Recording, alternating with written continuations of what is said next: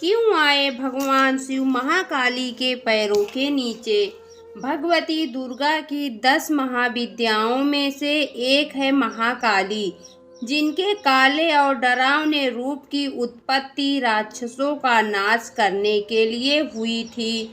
यह एकमात्र ऐसी शक्ति है जिनसे स्वयं काल भी भय खाता है।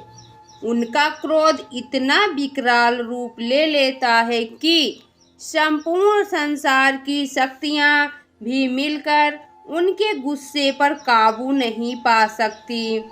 उनके इस क्रोध को रोकने के लिए स्वयं उनके पति भगवान शंकर उनके चरणों में आकर लेट गए थे। इस संबंध में शास्त्रों में एक कथा वर्णित है जो इस प्रकार है। दैत्य रक्तबीज ने कठोर तप के बल पर वर पाया था कि अगर उसके खून की एक बूंद भी धरती पर गिरेगी तो उससे अनेक दैत्य पैदा हो जाएंगे। उसने अपनी शक्तियों का प्रयोग निर्दोष लोगों पर करना शुरू कर दिया। धीरे धीरे उसने अपने आतंक तीनों लोकों पर मचा दिया।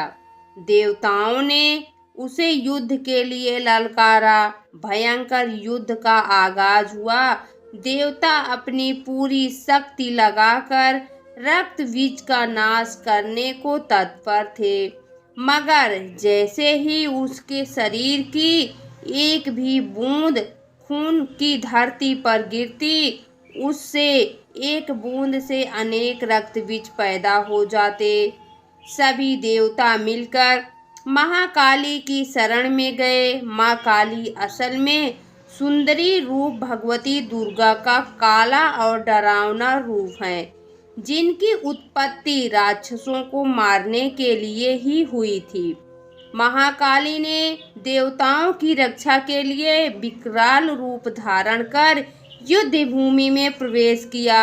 माँ काली की प्रतिमा देखें तो देखा जा सकता है कि वह विकराल माँ है, जिसके हाथ में खप्पर है, लहू टपकता है तो गले में खोपड़ियों की माला है, मगर माँ की आंखें और हृदय से अपने भक्तों के लिए प्रेम की गंगा बहती है। महाकाली ने राक्षसों का वध करना आरंभ किया, लेकिन रक्तबीज के खून की एक भी बूंद धरती पर गिरती तो उससे अनेक दानवों का जन्म हो जाता, जिससे युद्ध भूमि में दैत्यों की संख्या बढ़ने लगी।